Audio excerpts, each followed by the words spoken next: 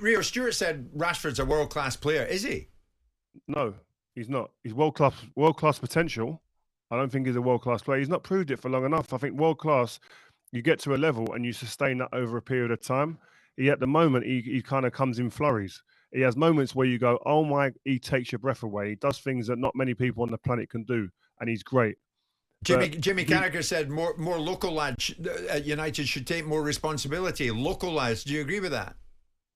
Yeah, I think you do. I think you end up I think you should definitely take things more personally and then try and help that situation. I think that I still sit here and sometimes I catch myself have to go, actually, he's not a young kid anymore. He's an experienced player within that change room who's looked at as a leader. I think if I was him, being at the club for that long and the stature that status he's got in the game, I'd have been sitting there going, when the captaincy came up, I want to be having that armband. I should be in the shake-up for that armband. But because I think he's got the experience and the gravitas to do that. But no matter what you say, you can talk about being world-class or not. Just all of these players, just go out there and graft. That's it. I remember another thing, like wide players. You look at wide players. I'm not saying that it's irrelevant of ability. None of the wide players, from Beckham, Giggs, Ronaldo, Nani, Valencia, etc., they didn't want to be on the same side of the pitch as where the gaffer was, because they would be drilled, like chasing back, running after people. Before you talk about ability and getting on the ball and crossing and assisting and scoring, you graft and you chase that fullback up and down that pitch and you make sure you run him into the ground. Then you can start playing your football. These fundamentals and basics don't seem to be there at the moment, and that's the crux of it. No matter what level you play at, from grassroots up to the first teams and non-league, etc., the non-negotiable is working. Simon, if anyone is qualified to speak about Manchester United, it's Rio. And I totally get what he's saying. You know, like when Ferguson was in charge to now, the difference. Yeah, I was going to ask Rio about the culture of the club, because I make a big deal about what it is to play for Manchester United. I had Steve Bruce as my manager that used to speak about the culture of Man United. And I wondered, Rio, when you look at this group of players, and I'm not looking for you to be clickbaity here, but when you look at this group of players and you look at the environment that you played in, the culture of playing for Man United, you were in the business of winning. You understood your responsibility. You knew what it was like to play for this club. Do you think that this group of players understand the responsibility that goes with playing with a football club that's had the significance and the achievements that Man United have had? If you're looking at when you just look out on the pitch, I don't think so. It doesn't look like it.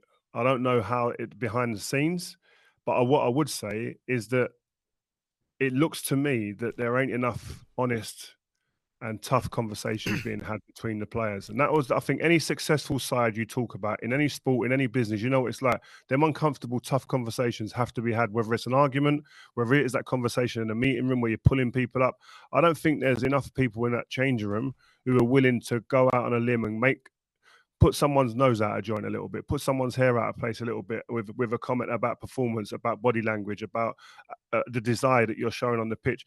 Like, we used to get I'd love to be in there where I want a video showing certain aspects of certain people's games as a team, but as individuals, and embarrassing a few people in a meeting and saying, look at this. Can you tell me that this is right? In a Man United shirt, that badge doesn't deserve for you to be walking there or to be allowing someone to walk past you and look not bothered and running out and jumping out of the shape that we've been working on all week and then leaving people vulnerable and with loads of space around. But who them. set those standards, Rio? I mean, you look at the names that have been in there. Put David Moyes to one side, but you look at Van Gaal and Mourinho, that were proven winners, proven leaders. You know, then we've got Ole Gunnar Solskjaer, the ridiculous assertion you made at the time that he's got the wheel. I think culturally he allowed the development of a bad attitude inside the club.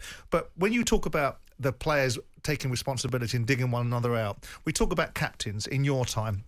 We talk about captains in times gone past and the clear embodiment of leadership.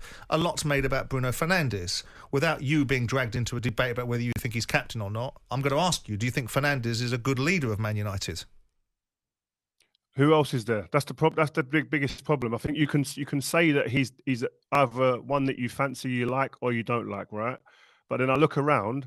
I reckon there'd be players in that change room that probably turn the chance to be a captain down and say, no, I don't want it. Why do you think that is, Rio? Because it's too big. It's too big. The pressure's too big. Don't want to be under the spotlight. Don't want to be the person that's got to go in front of the media. Like, don't want to have that responsibility. Whereas I think back in the day, and it is a different time, and there was more confidence because we were winning, but you'd have had a queue of people asking to be the captain. There were people that were disappointed not being picked as a captain when the captaincy come up. So I think, we have to, the context of what the club and where the club was then is different. But I think, again, if you look around all of the clubs in football, leadership is very different now to what it was. You can't have there isn't many shouters, there isn't many great communicators and loud people and aggressive people willing to get people around the neck. There ain't many of them anymore. There were loads of them before. Stuart, you know this. You was one of them, Stuart. There were loads of those guys before.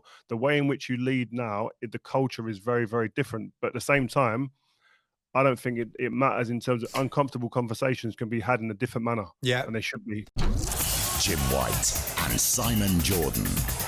Monday to Friday mornings from 10 on AM, on DAB, via the talkSPORT app and on your smart speaker. talkSPORT.